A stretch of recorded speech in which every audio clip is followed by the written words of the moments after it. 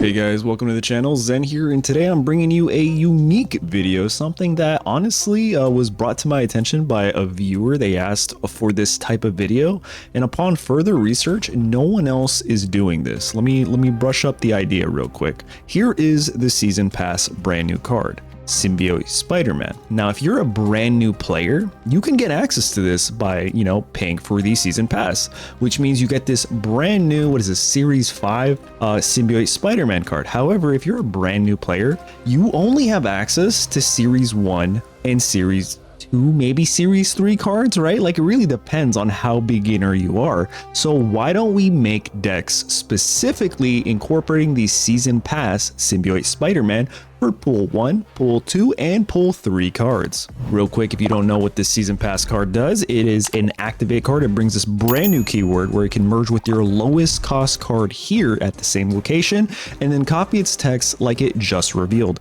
Really good into using on revealed abilities twice. And today we're going to be looking at Series 1, Series 2, and Series 3 decks that incorporate this, starting with this first deck right here. This is all Series 1, aka Pool 1 cards. You have your Nightcrawler, Squirrel Girl, Mr. Sinister, Cable, Ironheart, Wolfsbane, Enchantress, Jessica Jones, Symbiote Spiderman, the Season Pass, White Tiger, Blue Marvel, and Odin.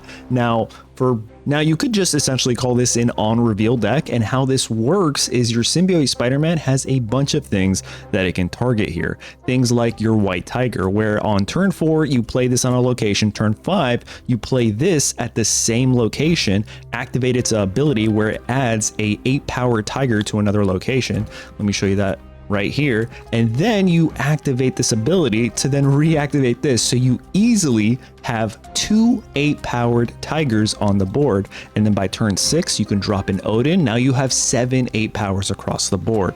You have other cards like your Enchantress here to control ongoing cards on your opponent's side. You have Cable to pull cards from your opponent's deck. You can use this with Symbiote Spiderman, so now you stole 2 cards from their deck. Heck, you can even use it with Nightcrawler. You play Nightcrawler somewhere, and then you play Symbiote Spiderman, you merge with Nightcrawler, and now you have a 8-power card that can move anywhere you want on the board. You can use it with Ironheart, you can use it with Wolfsbane, you can use it in a location where you have Spider-Man here, Symbiote Spiderman, and then maybe you play White Tiger on turn 5, so now you have 2 cards there, and then on turn 6 you play Ironheart and Wolfsbane at that location.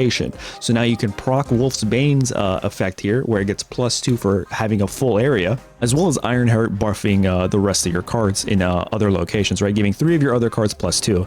Symbiote Spiderman has to pick randomly between these 2, so you can get another buff to 3 of your cards, or you can get an additional buff of +2 for having a full side. You wouldn't have a full side anymore, you'd have 3, but still that is enough power. And that's only one deck with Series 1 cards using the Season Pass Symbiote Spiderman. Here is another Pool 1 deck. This one is going to be more about Devil Dino. Now, if you don't know what this card does, it has an ongoing ability where you +2 power for each card in your hand. And it's typically used with cards like Moon Girl, where they have an on reveal and they duplicate your hand. You'll notice that this is pre-patch because Moon Girl is actually getting buffed a little bit later today, I believe. She's going to be a 4/5. So just heads up, that's the only real change to this. But again, you have Symbiote Spiderman that can merge with your White Tiger. It can merge with your Moon Girl to then buff up your hand even more. And then you can play, Devil Dinosaur on turn 6, or you can use Odin with White Tiger, kind of the same strategy for the other pool deck. But then you have other interesting cards here, where you have Mr. Fantastic, where if you play it in the middle, it gives +2 to the other 2 locations. You have Cosmo to stop the on-reveal effects of your opponents. This is a very good control card. You have Nightcrawler that can merge with your Symbiote Spiderman, America Chavez that can merge with your Symbiote Spiderman. Honestly, this card and a few other cards in Pool 1 might require me to make an entirely brand new video about better Pool 1, Pool 2, Pool 3 cards, because a lot of them have gotten updated since about a year ago, right? And all the other old videos, the ones that I watched when I first started, they don't, like, this used to be a 6-cost card and did something entirely different. So I mean, I feel like this is kind of, yeah, we might have to update that. Anyway, So yeah, Symbiote Spider-Man can merge with that. It can honestly merge with Sentinel, right? You can play Sentinel, turn 2, turn 5, you can play 2 more of them if you have them. You probably don't, you just probably have 1. And then you can merge this with that to get another one of them. So that way, Devil Dinosaur, if you don't have Moon Girl, you have a full hand to activate that ability. Honestly, a pretty standard card. And then we have Angela here that every time you add a card to that location, it gets a +1. Just a really nice way to buff up your board. But yeah, that's going to be the second Symbiote Spider-Man deck list for Pool 1. Now we're going to be moving on to Pool 2. And this is actually a move deck, a move archetype deck, because it works really well. Now, if you don't know what this does, you have a bunch of cards here that have really cool, unique move effects. For example, you have your 2-cost multiple man, where if you move them, they add a copy to the other location. Okay, if you merge that with your Symbiote Spider-Man, that is, what is that, a 9 power on the board that leaves another 9 power on the board. You play Heimdall, that's just an easy 18 power right there. Right, it's kind of nuts. Honestly, here's the play. You turn 2 right here, turn 4 right here, turn 5 you can play honestly whatever you want, really. Another Hulkbuster, maybe a Vulture, but then Doctor Strange, this is your biggest card on the field. It moves it there. Now you left 2 9s, and then Heimdall 6.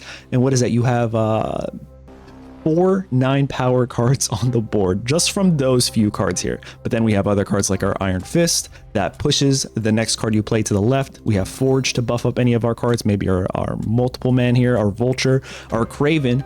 So that way, anytime a card moves to this location, typically you want to play this on the left side because it synergizes with Heimdall, which moves everything to the left. Maybe even with Cloak, so that way you can move things there, but it gets buffed up. And then of course, America Chavez here, pretty nice Pull 2 card. It gets you introduced to the whole move meta, which is pretty relevant now with Madam Web. And yeah, I think Symbiote Spider-Man has some real power in this type of archetype for Pull 2. Now let's check out the next Pull 2 deck. Next up is the ongoing Kazu deck. Now this is a little bit like, who do you use this on really?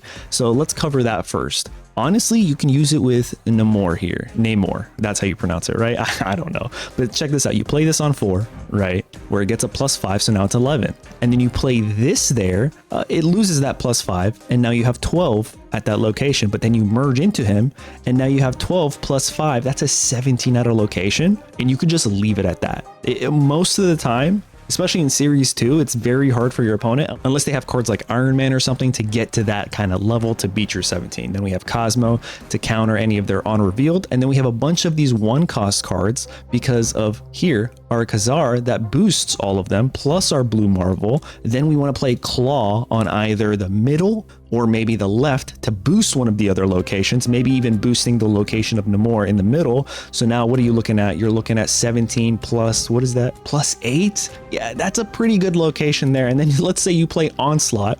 So Namor and your Symbiote Spider-Man is in middle. This is in your left, and then Onslaught is also in your left. I don't know, man. And that's only assuming that the opponent played like a Magic, so you have a turn 7 or there's Limbo location. Otherwise, you probably wouldn't be able to play all of these together, but it can still work. So yes, Spider-Man works with Namor, works with Nightcrawler, Iceman, America Chavez, and honestly anything else, even though they're ongoing, but it works better with the other cards that just have effects, maybe even some sort of on reveal effects. And that's going to be the last one for Pull 2. And now let's look at Pull 3. I mean, if you're still a beginner, you're probably nowhere near Pull 3, but just in case you're closer than you might think, let's check it out. The first one is all about the Moon Girl, who again is getting a brand new buff in this update today, and it's about doubling your hand size. You have Quinjet here, which if cards that didn't start in your hand, they cost 1 less. Then you have Moon Girl that really takes advantage of that. Let's say you have She-Hulk here and you just doubled that. Turn 5, you play nothing, and now you can play 2 She-Hulks for 10 for like a cost of 2, right? It's pretty good. Or let's show you another variation here real quick, where you play Symbiote Spider-Man on turn, what is that, 4. Turn 5, you play Black Bolt, discard the card that costs the least from your opponent's hand, and then activate the Symbiote Spider-Man on Black Bolt, so now they lose 2 cards from their hand. That is pretty good control and kind of like putting your opponent in a pretty tough spot. Speaking of control, we have Goose here that has the ongoing nobody can play cards with a cost 4, 5, or 6 here. Now you can play this and then your Sunspot at the same location, maybe even Ant-Man and Quinjet. And there you go, you kind of just win that location if they can't do anything, because your Sunspot here gains power for each unspent energy. So again, that's really good for you. which if you're using your She-Hulk, you don't use that energy. She-Hulk's cost gets 1 less for every unspent energy, and you could already see the synergy between those two there. And then Stature costs 1 if your opponent discarded a card this game. So again, turn 6, that costs 1 if you played Black Bolt effectively. Pretty nice, doubling up your hand size kind of a deck strategy. And then the final one is the one you'll kind of see more of now, is the ramp Symbiote Spider-Man. Spider-Man is doing really good with ramp, and what I mean by that is just getting as much power as possible. We have Black Panther here that has the honor reveal to double discard's power, right? So that becomes an 8. And then you have Symbiote Spider-Man that merges with that. So 8 plus 6, you're looking at what, 14 times 2 easily becomes a 28. Drop an Ode in turn 6. Yeah, that's over 50 power right there. Like you crushed it. What was that, 56? It's pretty nuts. And then other cards from the same old like Series 1 on reveal decks. We have Scorpion here that inflicts -1 power to everyone in your opponent's hand. Storm that kind of locks down a location, floods it the next turn. So you can kind of just like easily control it that way. Maybe even send a Nightcrawler there if you need to. And then Jubilee.